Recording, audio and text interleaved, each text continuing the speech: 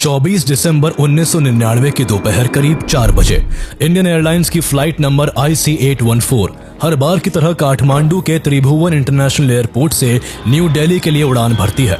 कुछ ही घंटों में क्रिसमस का फेस्टिवल था और आने वाले दिनों में नए साल की खुशियां भी अपने रंग बिखेरने वाली थी, जिस कारण प्लेन के अंदर बैठे सभी लोगों में एक्साइटमेंट का माहौल था। प्लेन में बैठा हर एक शख्स खुश था और जल्द अपनी डेस्टिनेशन पर पहुंचने के लिए बेसब्री से इंतजार कर रहा था। प्लेन में कुल 176 पैसेंजर्स और 15 क्रू मेंबर सवार थे, जिसमें ज्यादातर संख्या भारतीयों की थी, लेकिन इस फ्लाइट में कुछ विदेशी यात्री भी मौजूद थे। प्लेन की कमान को कैप्टन देवी शरण ने संभाला हुआ था, जिनके को पायलट राजेंद्र कुमार और chief flight attendant Anil Sharma थे। प्लेन जमीन से 10,000 फीट ऊपर पहुंच चुका था और समय से अपनी तय दिशा में आसमान से होकर गुजर रहा था। काठमांडू से न्यू दिल्ली के लिए उड़ा ये विमान कुछ ही देर में नेपाल से निकलकर इंडियन एयर स्पेस में दाखिल हो चुका था और अब केवल 1 से 1.5 घंटे के अंदर न्यू दिल्ली के इंदिरा गांधी इंटरनेशनल एयरपोर्ट पर लैंड करने वाला था। फ्लाइट की डेस्टिनेशन बेशक 1 से 1.5 घंटे की दूरी पर थी, लेकिन फ्लाइट में मौजूद किसी भी इंसान को इस बात का अंदाजा भी नहीं था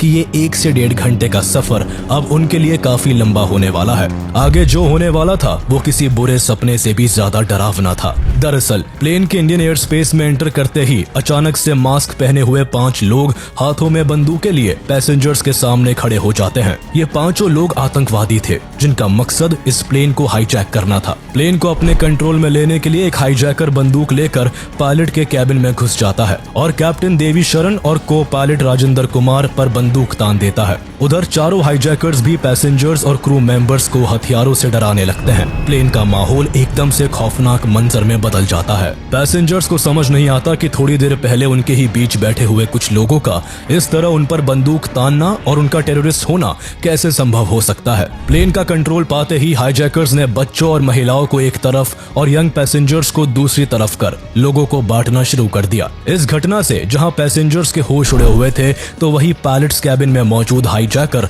कैप्टन शरण पर प्लेन को वेस्ट की तरफ उड़ाने के लिए डरा धमका रहे थे। दरअसल इन हाईजैकर्स का मकसद इस प्लेन को पाकिस्तान ले जाने का था। ये पांचों हाईजैकर्स पूरी प्लानिंग के साथ आए थे।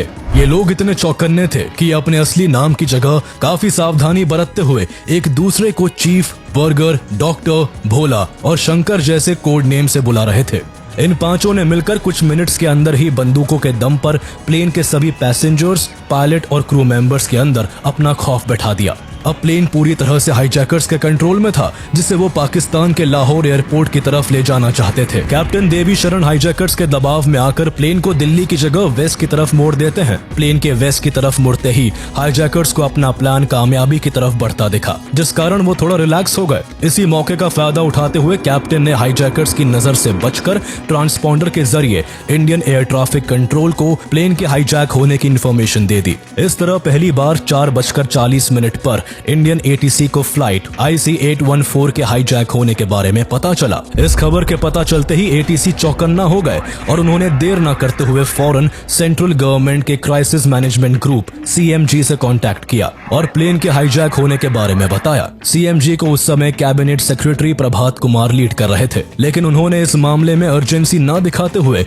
कोई भी इमीडिएट एक्शन नहीं लिया। CMG ने ना तो कोई इमरजेंसी मीटिंग को अरेंज किया और ना ही वक्त की नजाकत को समझते हुए फॉरेन इंटेलिजेंस ब्यूरो और रॉ के ऑफिशियल से कांटेक्ट किया, जिस कारण कैप्टन देवी शरण को इंडियन अथॉरिटीज की तरफ से ना तो कोई मदद मिल रही थी और ना ही कोई दिलासा। हैरानी की बात यह थी कि प्राइम मिनिस्टर अटल बिहारी वाजपेयी को हाईजैकिंग की खबर प्लेन हाईजैक होने के करीब 1 घंटे बाद पता चली। कैप्टन शरण हैरान थे कि आखिर ऐसी सिचुएशन में भी ATC कोई जवाब क्यों नहीं दे रहा, लेकिन जब कुछ देर तक ATC की तरफ से कोई जवाब नहीं आया तो वो आने वाले समय को भांप चुके थे। उन्हें अपना और सभी पैसेंजर्स का फ्यूचर साफ साफ दिख रहा था, जिस कारण वो काफी निराश होकर प्लेन को अभी भी पाकिस्तान की सीमा की ओर ले जाने के लिए मजबूर थे। कुछ देर वेस्ट की ओर प्लेन उड़ाने के बाद कैप्टन शरण ने लाहौर में लैंडिंग के लिए पाकिस्तानी ATC से रिक्वेस्ट की, लेकिन उन्होंने कैप्टन की इस रिक्वेस्ट को रिजेक्ट कर दिया। कुछ महीने पहले ही भारत और पाकिस्तान के बीच कारगिल का युद्ध हुआ था, जिसमें भारत ने पाकिस्तान को बुरी तरह शिकस्त दी थी,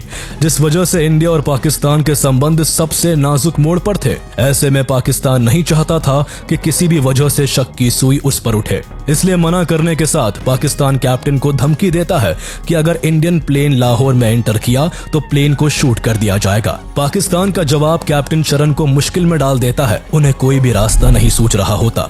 वो कोशिश करते हैं कि प्लेन इंडिया के ही किसी एयरपोर्ट पर लैंड कर जाए, लेकिन हाईजैकर्स को ये गवारा नहीं था। उन्हें डर था कि ऐसा करने पर उनका बना बनाया प्लान चौपट हो सकता है। कोई डेस्टिनेशन डिसाइड ना होने की वजह से प्लेन लंबे समय तक इंडिया और पाकिस्तान के बॉर्डर के ही चक्कर काटता रहा, जिस कारण प्लेन का फ्यूल तेजी से खत्म हो रहा था और अब अगर प्लेन को जल्द ही लैंड नहीं किया जाता तो प्लेन का क्रैश होना तय था। इन सभी डरावने विचारों से कैप्टन के माथे पर चिंता की लकीरें उभर आई, लेकिन फिर भी इस उलझन के बीच कोई हल निकालने के लिए उन्होंने वापस इंडियन एटीसी से कांटेक्ट किया। कैप्टन ने इंडियन एटीसी से रिक्वेस्ट की कि इंडियन गवर्नमेंट जल्द से जल्द पाकिस्तान से रिक्वेस्ट करे कि वो भारतीय प्लेन को अपने यहाँ लैंड करने की परमिशन दे। कैप्टन ने एटीसी को यह भी बताया कि पाकिस्तान एटीसी उन्हें लाहौर में एंटर नहीं करने दे रहा है। ऐसे में फ्रस्ट्रेटेड हाईजैकर्स किसी भी पल पैसेंजर्स पर अटैक कर सकते हैं। इस खबर से इंडियन अथॉरिटीज समेत पूरा देश हिल चुका था। देश और दुनिया की हर न्यूज में इंडियन प्लेन के हाईजैक होने की खबर हेडलाइंस बन चुकी थी। When 5 mass terrorists hijacked Indian Airlines flight IC814, plane was carrying 11 crew members and 179 passengers. एक तरफ जहां पूरी दुनिया की नजर भारत के इस हाईजैकिंग पर टिकी हुई थी, तो वही अफसोस इस बात का था कि भारत के बहुत से हाई कमांड्स को इस हाईजैकिंग की जानकारी न्यूज चैनल्स के जरिए मिल रही होती है। सीएमजी के इमीडिएट एक्शन न लेने की वजह से पहले ही काफी देर हो चुकी थी, इसलिए इन्फॉर्मेशन मिलते ही इंडियन अथॉरिटीज फौरन हरकत में आ गई। 6:30 बजे इंडियन हाई कमीशन ने पाकिस्तान से प्लेन को लाहौर में लैंड करने की रिक्वेस्ट की, मगर पाकिस्तान ने भारत की इस अपील को खारिज कर दिया। इस तरह इंडियन गवर्नमेंट की कोशिश भी नाकाम रही और अब एक बार फिर प्लेन इंडिया और पाकिस्तान के बॉर्डर पर चक्कर काटने लगा। प्लेन में अब केवल 1 घंटे का ही फ्यूल बचा था, जिसे देखते हुए कैप्टन शरण एक आखिरी प्रयास करते हैं और हाईजैकर को कहते हैं कि प्लेन में जल्दी ही फ्यूल खत्म होने वाला है, जिस कारण प्लेन क्रैश कर सकता है। इसलिए जब तक लाहौर का रास्ता साफ नहीं हो जाता, प्लेन को अमृतसर एयरपोर्ट पर लैंड करके रिफ्यूल कर लेना चाहिए। हाईजैकर्स बिल्कुल नहीं चाहते थे कि उनके द्वारा हाईजैक किया गया इंडियन प्लेन इंडिया के अंदर ही लैंड करे, क्योंकि ऐसा करना उनके लिए अपने पैरों पर कुल्हाड़ी मारने जैसा था। लेकिन प्लेन अपनी डेस्टिनेशन के हिसाब से ज्यादा ट्रैवल कर चुका था, जिस कारण फ्यूल की शॉर्टेज का अनुमान हाईजैकर्स को भी था। कोई और ऑप्शन न होने की वजह से हाईजैकर्स कैप्टन की बात मान गए और ना चाहते हुए भी रिफ्यूलिंग के लिए प्लेन को अमृतसर में उतारने के लिए तैयार हो गए। कैप्टन देवी शरण का ये समझदारी भरा प्रयास सफल हो चुका था, जिस कारण अब हाईजैक हुआ प्लेन भारत की सीमा के अंदर अमृतसर की एयरपोर्ट पर लैंड करने वाला होता है। देखा जाए तो सिचुएशन को संभालने के लिए इंडियन गवर्नमेंट और इंडियन अथॉरिटीज के पास बेस्ट चांस था। कैप्टन देवी शरण को भी अब उम्मीद की एक किरण नजर आ रही होती है। उन्हें विश्वास था कि अगर एक बार प्लेन इंडिया में लैंड कर गया तो भारत सरकार कैसे भी करके हाईजैकर्स के प्लान को फ्लॉप कर देगी और सभी पैसेंजर्स की जान बचा लेगी। लेकिन असल में जो कुछ होता है वो भारत के लिए एक हिस्टोरिकल ब्लंडर साबित होता है और कैप्टन देवी शरण की आखिरी उम्मीद भी टूट जाती है। दरअसल हाईजैकर्स के मानते ही कैप्टन शरण अमृतसर एटीसी से राजा सांसी एयरपोर्ट पर लैंडिंग की परमिशन मांगते हैं। अमृतसर एटीसी लैंडिंग की परमिशन देते ही फौरन सभी इंफॉर्मेशन इंडियन अथॉरिटीज को फॉरवर्ड कर प्लेन के लैंड करने का इंतजार करता है। कुछ ही देर बाद 6:44 PM पर प्लेन राजा सांसी एयरपोर्ट पर लैंड करता है। प्लेन के लैंड करते ही पहले से ही तैयार पंजाब पुलिस हरकत में आ जाती है और दिल्ली से अगले ऑर्डर्स का इंतजार करने लगती है। उधर दिल्ली में प्रधानमंत्री Atal Bihari Vajpayee crisis management group के साथ हाईजैकिंग को लेकर मीटिंग करते हैं, पर मीटिंग में हाईजैकिंग को रोकने के लिए कोई भी सॉल्यूशन नहीं निकलता। वहीं पंजाब पुलिस हाईजैकर्स से लगातार कांटेक्ट करने की कोशिश करती है, लेकिन हाईजैकर्स पंजाब पुलिस से कोई बातचीत नहीं करते। वो बस जल्द से जल्द रिफ्यूलिंग कराकर प्लेन को भारत की सीमा से बाहर ले जाना चाहते थे। लेकिन जब फ्यूलिंग में वक्त लगने लगा तो हाईजैकर्स को शक हुआ और उन्होंने कैप्टन शरण के सिर पर बंदूक लगाकर जल्द फ्यूलिंग करने की डिमांड की। लेकिन दिल्ली हाई कमांड्स का सख्त आदेश था कि फ्यूलिंग में देरी की जाए, जिससे एनएसजी कमांडोज को अमृतसर पहुंचने के लिए ज्यादा से ज्यादा समय मिल सके। एनएसजी कमांडोज अभी भी अपनी डेस्टिनेशन से 400 किलोमीटर दूर दिल्ली में ही थे। उन्हें अमृतसर पहुंचने में टाइम लगने वाला था। यूं देखते देखते काफी वक्त गुजर गया, पर प्लेन में अभी भी फ्यूल फिल नहीं किया गया। इस तरह हो रही देरी से हाईजैकर्स का फ्रस्ट्रेशन बढ़ने लगा। उन्होंने गुस्से में आकर कई पैसेंजर्स को मारना पीटना शुरू कर दिया और इसी फ्रस्ट्रेशन का शिकार सतनाम सिंह नाम के एक पैसेंजर को बनना पड़ा। हाईजैकर्स ने गुस्से में सतनाम पर कई बार वार किए, जिसे देख पूरे प्लेन में सन्नाटा फैल गया। हर कोई डरा सहमा चुपचाप होकर बैठ जाता है और ठीक वही करता है जो हाईजैकर्स कहते हैं। प्लेन में सतनाम पर अटैक से घबराए कैप्टन एक बार फिर अथॉरिटीज से कांटेक्ट करते हैं। कैप्टन कहते हैं कि अगर जल्दी रिफ्यूल नहीं की गई तो हाईजैकर सभी पैसेंजर्स को एक एक करके मार देंगे। भारत सरकार चिंता के बोझ से दबी जा रही थी क्योंकि अभी भी एनएसजी कमांडोज को अमृतसर पहुंचने में समय लगने वाला था। इसलिए पैसेंजर्स की सेफ्टी के लिए डिसाइड हुआ कि अब वो फौरन एक फ्यूल ट्रक प्लेन तक भेजेंगे।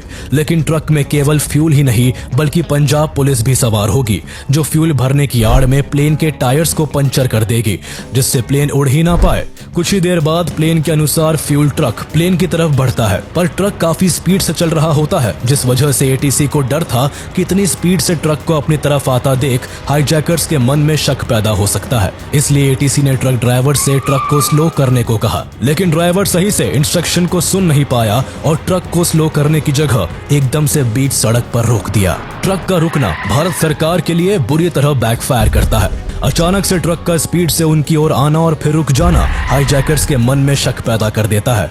वो इंडियन अथॉरिटीज के प्लान को भांप लेते हैं और जरा भी टाइम वेस्ट ना करते हुए फौरन कैप्टन शरण को गन पॉइंट पर रखकर तुरंत प्लेन को उड़ाने के लिए धमकाते हैं। कैप्टन यहाँ कोशिश करते हैं कि प्लेन को थोड़ी और देर अमृतसर में रोककर रखा जाए, पर गुस्से से बौखलाए हाईजैकर्स रूपिन कत्याल नाम के एक पैसेंजर पर हमला कर उसे घायल कर देते हैं।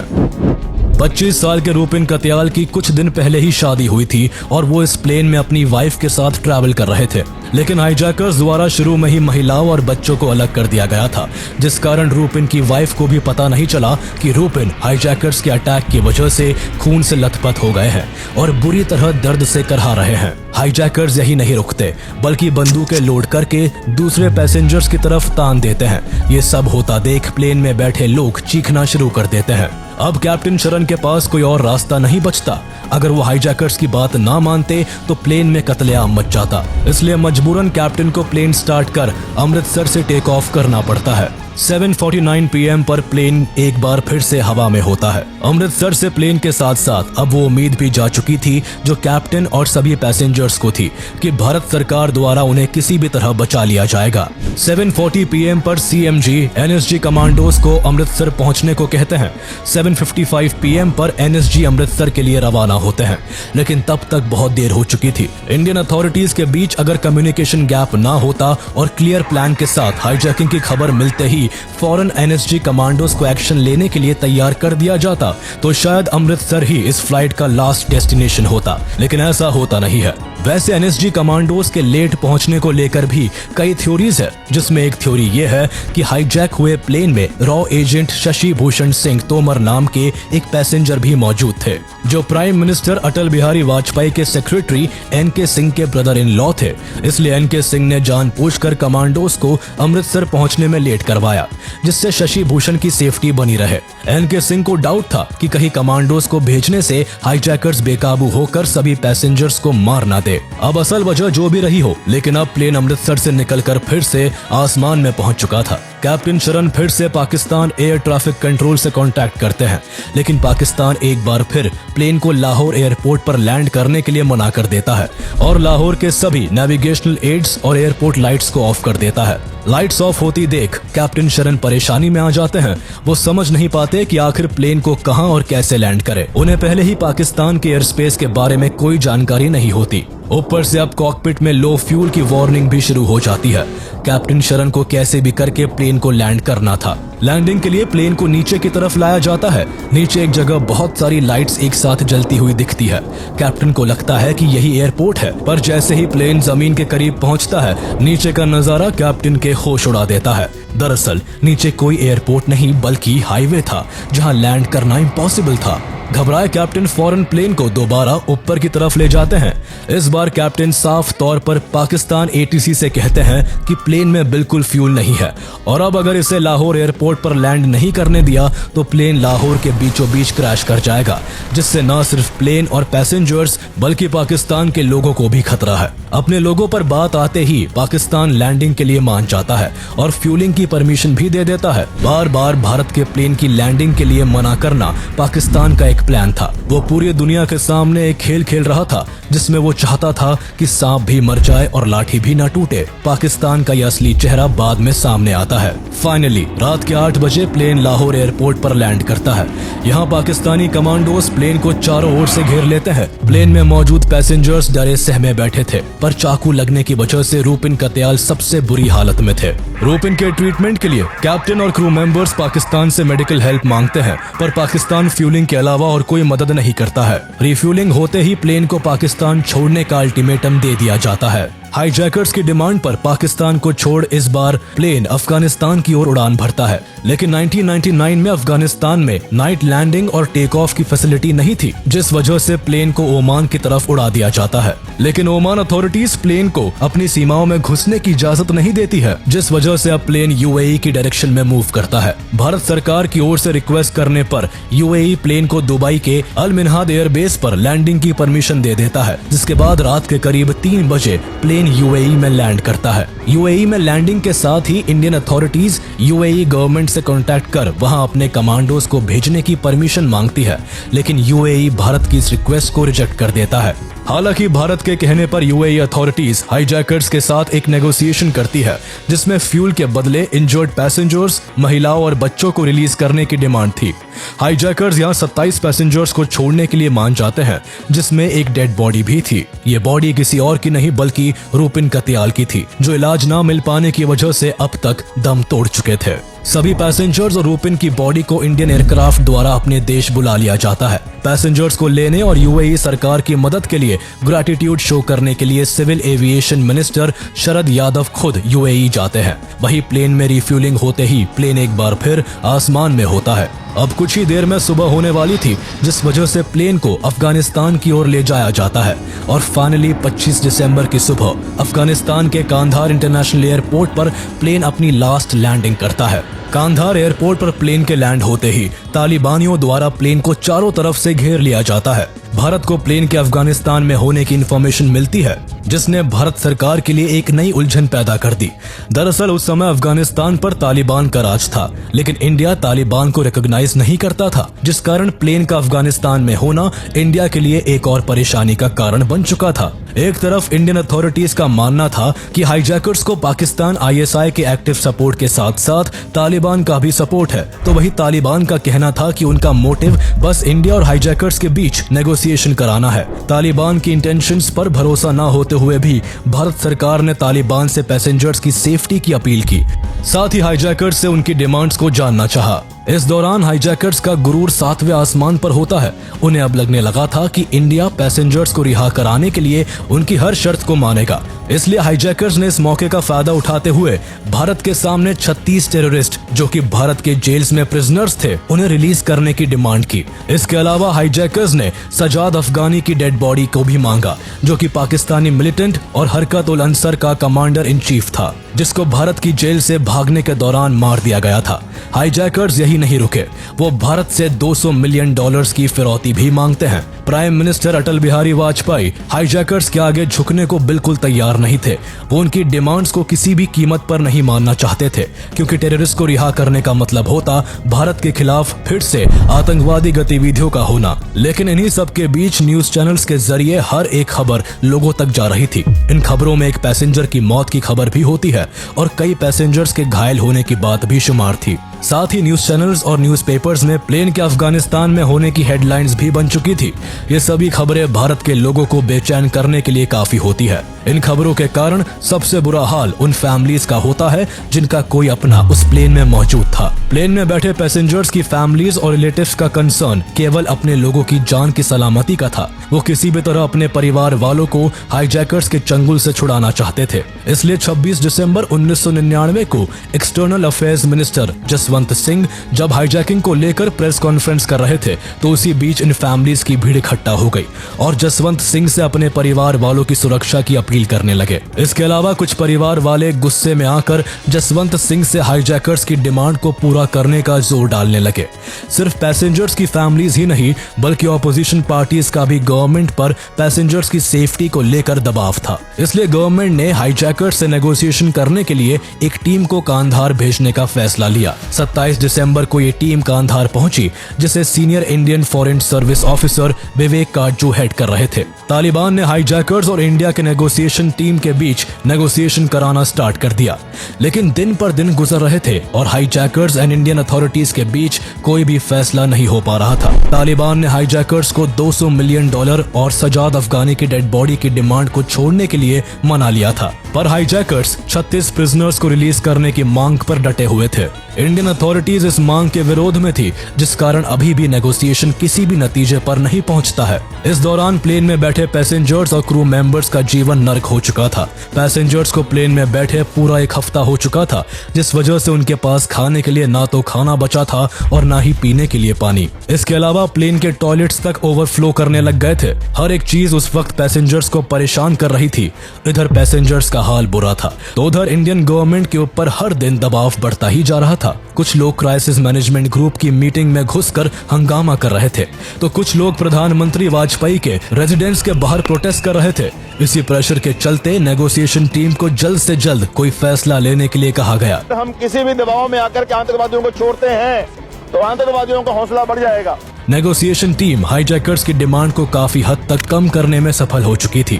इंडियन अथॉरिटीज ने 36 की जगह केवल 3 प्रिजनर्स को ही रिलीज करने की इजाजत दी थी, लेकिन ये 3 प्रिजनर्स हाईजैकर्स की चॉइस के होने वाले थे। हाईजैकर्स ने रिहा करने के लिए मौलाना मसूद अजहर, अहमद ओमर सईद शेख और मुश्ताक अहमद जरगर को चुना था। ये तीनों प्रिजनर्स वो टेररिस्ट थे जो पाकिस्तानी टेररिस्ट ग्रुप से जुड़े हुए थे। पैसेंजर्स की सेफ्टी के लिए मजबूरन इन टेररिस्ट को छोड़ने का डिसीजन लिया गया। तीनों आतंकवादियों को पहले दिल्ली लाया गया और फिर एक फ्लाइट के जरिए जसवंत सिंह के साथ कांधार भेजा गया। कांधार में तीनों टेररिस्ट के पहुंचते ही हाईजैकर्स द्वारा प्लेन और सभी हॉस्टेजेस को फ्री कर दिया गया।